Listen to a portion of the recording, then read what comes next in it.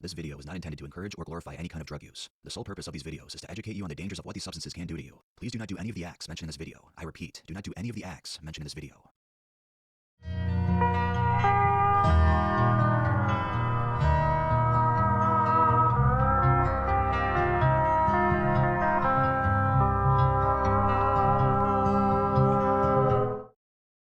Welcome to the world of Tales from the Trip.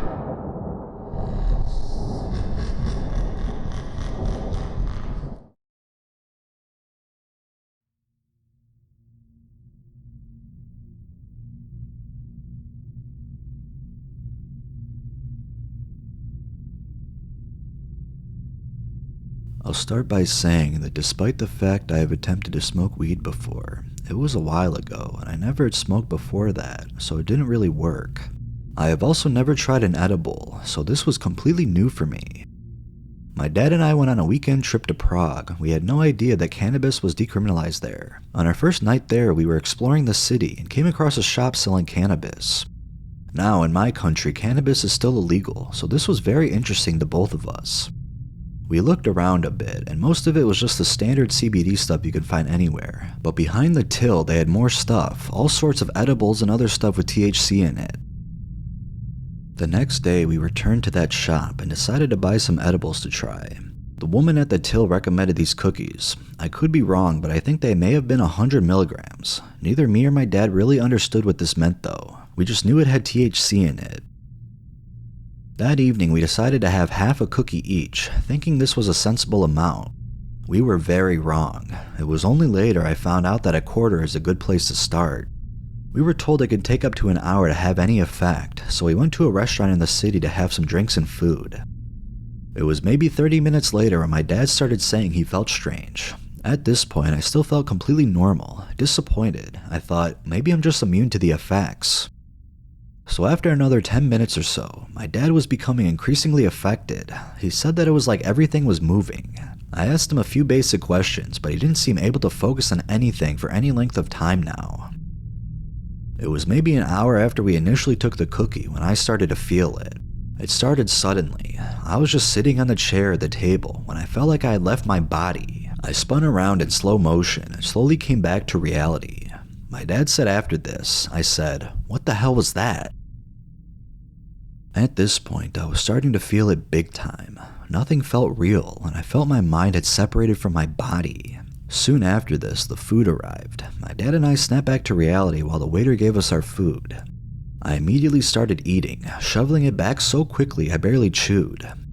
For what was probably a few minutes, we both just ate in silence. Then everything got a bit confusing.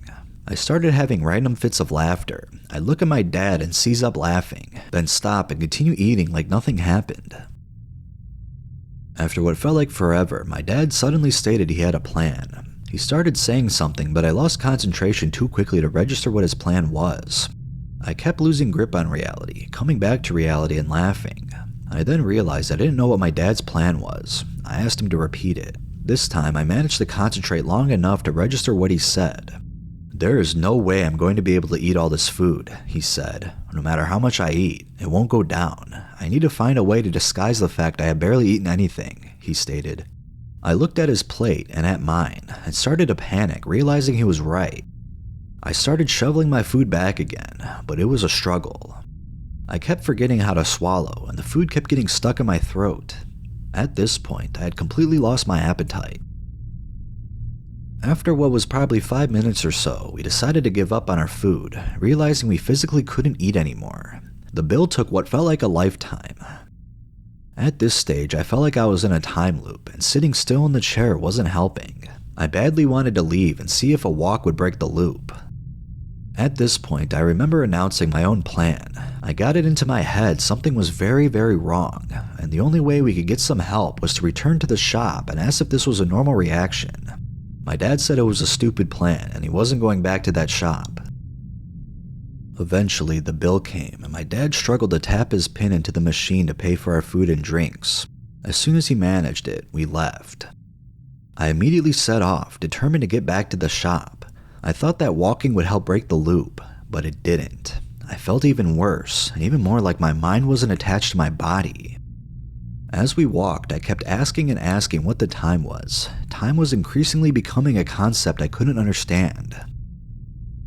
About 15 minutes into the walk, I suddenly remembered we had forgotten our hats back at the restaurant. I was not about to lose my hat, so we began to walk back, my dad following behind. I was practically running at this point. It was some point on this walk back when I started to completely lose grip on reality.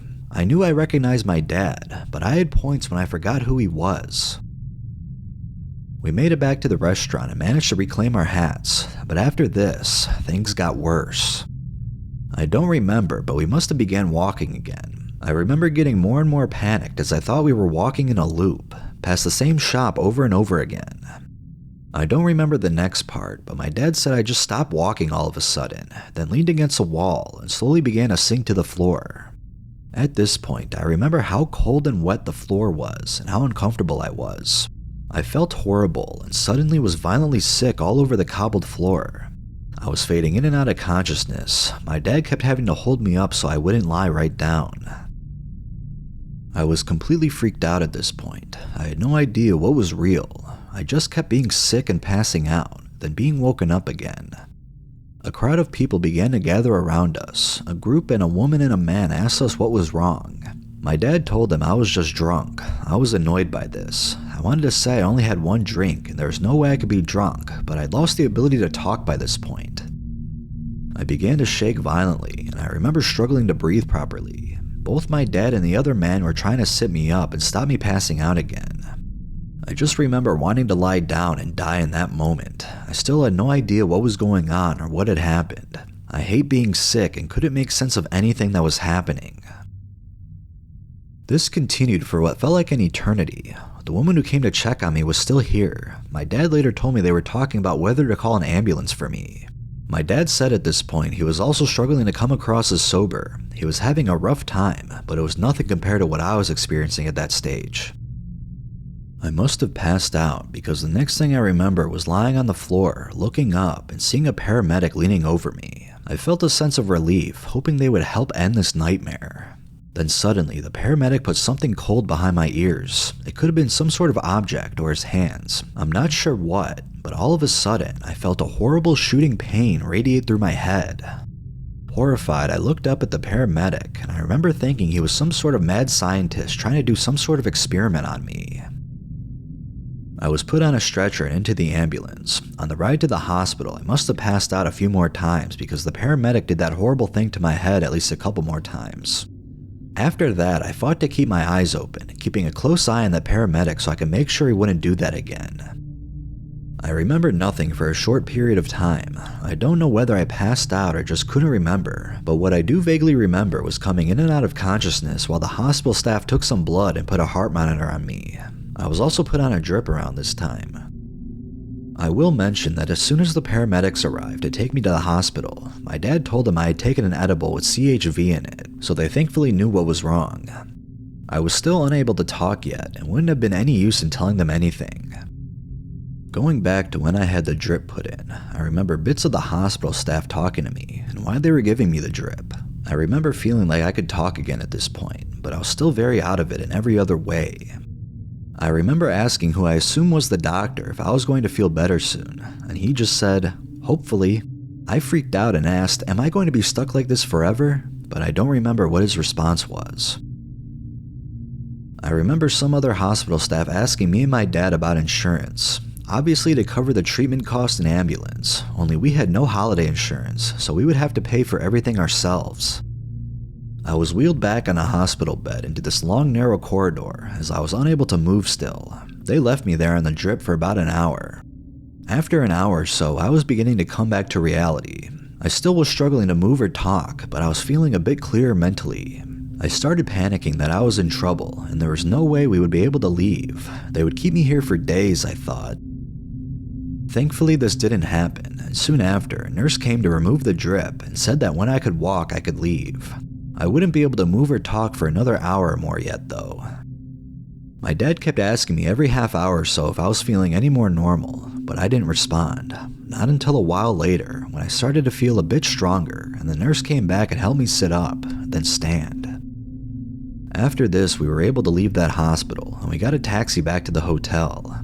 I remember freaking out trying to process what just happened. It made no sense. After we returned to the hotel and I went to bed, the trip was pretty much over. I felt awful though, and felt my head was badly bruised behind the ears, where the paramedic had done whatever it was he did. Even now I'm not sure what it was. If anyone has any idea, please let me know. In conclusion, this was by far the worst experience I ever had with any drug. I have taken shrooms before and experienced a time loop then, but this was far more extreme and not enjoyable at all. I genuinely believed I was going to die, and I'm still in shock about how strong those cookies were. They were small and we only had a half each. It freaks me out to think what might have happened if we had a whole cookie each. I will also mention I was given a letter from the hospital about the situation and the treatment I was given, but as I was in the Czech Republic, the whole thing was written in Czech with no English translation, so I could only roughly translate it using Google Translate, which obviously isn't very reliable. I will never take edibles again, not even ones that are regulated and legal like what I took. I wonder if I had some sort of allergic reaction to cannabis, because this felt like a very extreme reaction, even if it was from a high dose.